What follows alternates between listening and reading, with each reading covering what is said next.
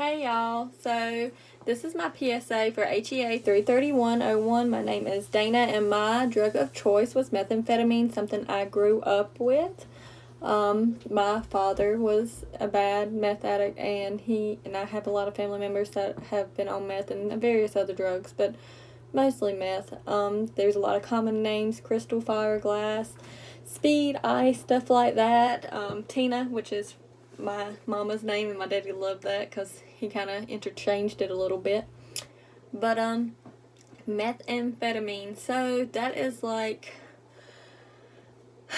methamphetamines can give you like this feeling of invincibility, like a superhero-like thing, kind of like an illusion, similar to like cocaine you would get. But meth is one of the primary forms of abuse now that's became more popular here recently in around here. And it's kind of like, I don't know. So it's a drug, and it kind of looks like glass fragments for the most part, or it can kind of look like a white, like a bitter like peel, and people smoke it, and I have seen people inject it as well. We have a lot of people that use ADHD medicines for it that kind of create that similar feeling to speed they get. I work at a pediatric office, but we're also ADHD certified, and we often have parents that end up abusing these drugs and try to get them more often than not. So with meth, we need to make sure we reach out to everybody. I have a wide-spanning audience of not just grown-ups, but young teens, young adults, and children, to go ahead and let them know, because some people get addicted early on, but a lot of people go after that high that they continue chasing highs, if you know what I mean. After you get so much, you have to take more and more, use more and more to have that same effect. So any kind of amphetamines and other drug classes, they're heavily guarded just because of people using them for speed. So amphetamines have a long history. It was something that the Chinese first identified to use to help with respiratory distress and stuff like that. And World War II, it helped keep people awake and gave them energy. It kind of, messes with your sympathetic nervous system and can help you stay awake, more alert, and everything like that. What else? They use that instead of cocaine just because it helped them stay awake longer. It was more of like a twofold effect. It absorbed faster, and it kept them. It was stimulant easier and can be taken orally and stuff like that. It kind of works the brain by looking at those molecular structures in your head, like the dopamine and norepinephrine, alongside of the D-amphetamines and methamphetamines.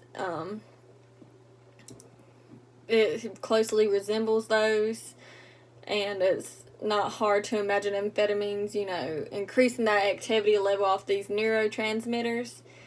So it increases what it's already producing, and it kind of like, it may slow down at the receptor sites, but in those parts of your brain, it kind of gives you that euphoric effect, and it keeps wanting you to, keep going after that high. It's like a positive reinforcement of like that chronic euphoric effect. So people become, addicted to that feeling, that high. So, and it messes with your neurochemical mechanisms, and it kind of makes you chase that high. Meth can have a lot of effects, a lot of paranoia, hypothermia, high blood pressure, high heart rate. You have faster breathing. You can feel great, euphoric, and invincible, and then you could feel less hungry, you more alert, more energetic, but it can kill you, and you can be up for days at a time. My daddy would be up 3, 4, 5 days at a time before he'd crash, and that was after suffering from severe psychotic events, irritability, paranoia, looking around all the time. He would get sick, he'd feel bad, especially when he started to come down. And coming down was always the worst. It was very hard for him. What else could I say? Really, you know, like how they say you're never really the same after you use meth, or especially those long-term meth users. It really does something to your head.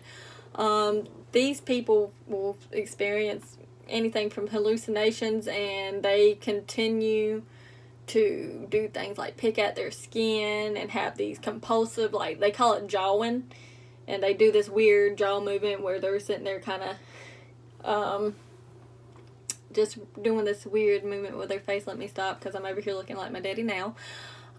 They become compulsive, like an OCD like thing. My daddy would just pick sand and dirt out of the carpet when we were little, paranoid, pulling the glass off the walls of our trailer, trying to look behind the mirrors and stuff, thinking there's cameras back there, bad mood swings, highs to lows, and less than, it was just crazy.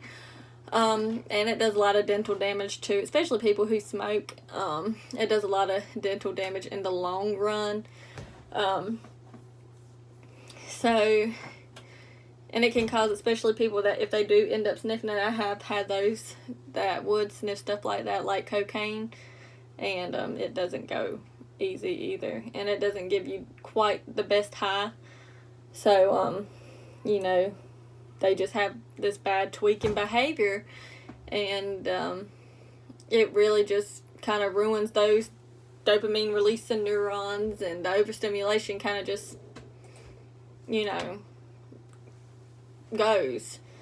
So it kind of just changes their metabolic regions of their brain, and it can be seen to have, seems like there's a correlation with higher rates of dementias like Parkinson's and stuff like that.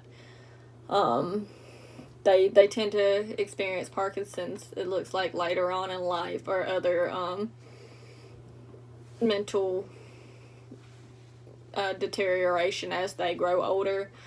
It's a widespread. It's very popular in this state, especially where I'm from. My county is very popular in the close counties in South Carolina and the surrounding counties around Anson County.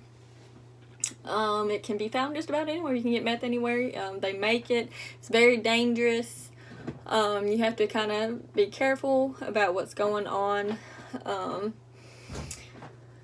And, you know, for the most part, the present day users is usually, you know, urban poor or poor people, and has a lack of education, and people that are suffering from health disparities for the most part. So,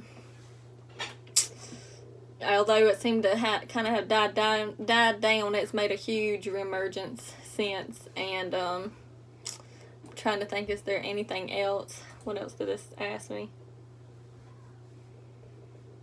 Make sure I hit all my stuff. So, yeah, it impacts a lot of people worldwide. Let's see here. I lost my train of thought again. I'll be going back and forth looking at my stuff.